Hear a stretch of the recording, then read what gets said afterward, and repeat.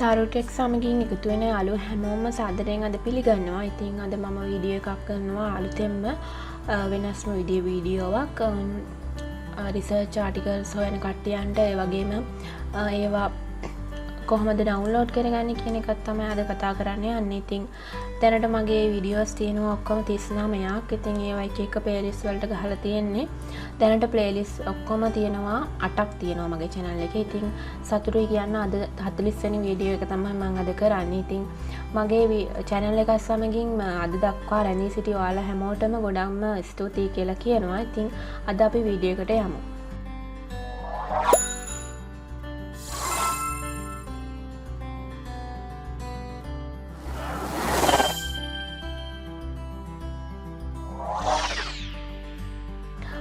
අපි අද වීඩියෝ එකෙන් කතා කරන්නේ කොහොමද රිසර්ච් පේපර්ස් හොයාගන්නේ කියලා තමයි මුලින්ම.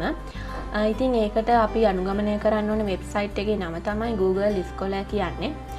ඉතින් Google Scholar කියලා මෙහෙම ගහලා ඉවර වෙලා ඔයාලට මෙන්න මෙතන මේ වෙබ්සයිට් එකට යනවා. ඉතින් ඒකට ගිහිල්ලා ඉවර වෙලා ඔයාලට සර්ච් කරන්න ඕන, ඒ කියන්නේ රිසර්ච් එක කරන ඒරියා එක තියෙනවනේ.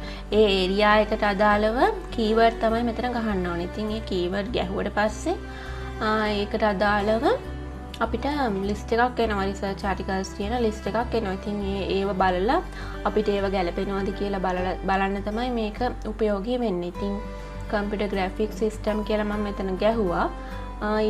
එතකොට අපිට මෙහෙම කිහිපයක් එනවා. ඉතින් මේ තියෙන එකක් මේ තියෙනවා color spaces for computer graphics කියලා තියෙනවා. එක තියෙනවා. ඉතින් introduction to computer graphics එහෙම තියෙනවා. ඉතින් අපි මේකෙන් එකකට යමු.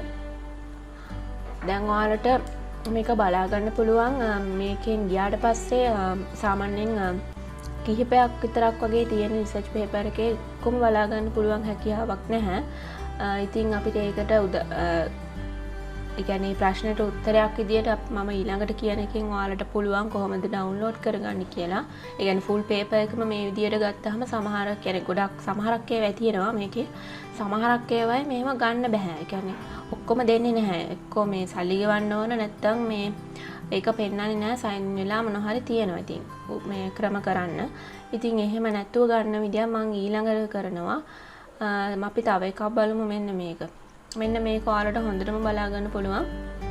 මේකේ තියෙනවා දකුණු පැත්තෙන් buy article PDF. ඒ කියන්නේ මේ ආටිකල් එක buy කරන්න නම් මෙන්න මේ මුදල ගෙවන්න ඕන කියලා තමයි තියෙන්නේ. ඉතින් අපිට මේක ලේසියෙන්ම ගන්න පුළුවන් හැකියාවක් තියෙනවා මෙන්න මේ මම දැන් කියන්න යන වෙබ්සයිට් එකෙන්. ඒක තමයි sci-hub කියලා ගහන්න ඔයාලා වෙබ්සයිට් එක බලලා ගන්න පුළුවන්. මෙහෙම removing barriers කියලා එනවා.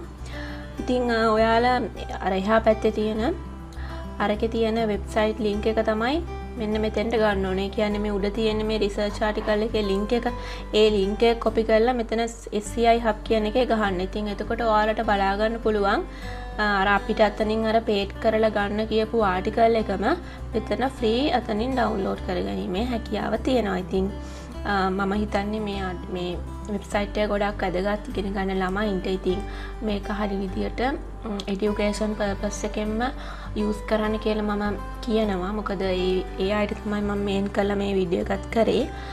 ඉතින් මට ගොඩක්ම මේ කියන්නේ අන්ඩර්ග්‍රැජුවේට් එකේදී ගොඩක් වැදගත් වුණු වෙබ්සයිට් දෙකක් තමයි මේ Google Scholar සහ sci-hub කියන්නේ. ඉතින් මම බලාපොරොත්තු වෙනවා ඔයාලගේ ඩිග්‍රිය කරගන්න යනකොට එතකොට රිසර්ච් ආටිකල්ස් හොයනකොට ඒව ඩවුන්ලෝඩ් කරගැනීමේදී ඒවට කොහොමද කියන තියෙන ප්‍රශ්න වලින් මේ වීඩියෝ එකෙන් ඔයාලට ඒකට විසඳුමක් ලැබුණා කියලා මම බලාපොරොත්තු වෙනවා. අර Google Scholar එකෙන් අපිට රිසර්ච් පේපර් එක හොයාගන්න පුළුවන්. sci-hub එකෙන් අපිට ඒක ඩවුන්ලෝඩ් කරගැනීමේ හැකියාවක් තියෙන. ඒ කියන්නේ ෆුල් පේපර් එකම බලන්න පුළුවන්. ඉතින් මගේ වීඩියෝ එකත් සමගින් ඔයාලා රැඳී සිටියට ගොඩාක් ස්තුතියි. ඉතින් ඔයාලා මොකක් හරි මේකෙන් ඔයාලට වැදගත් වුණා නම් ඩිග්‍රියට වැදගත් වුණා නම් යාළුවෝ සමග බෙදා ගන්න. ඒ කියන්නේ යාළුවන්ටත් මේක යවන්න.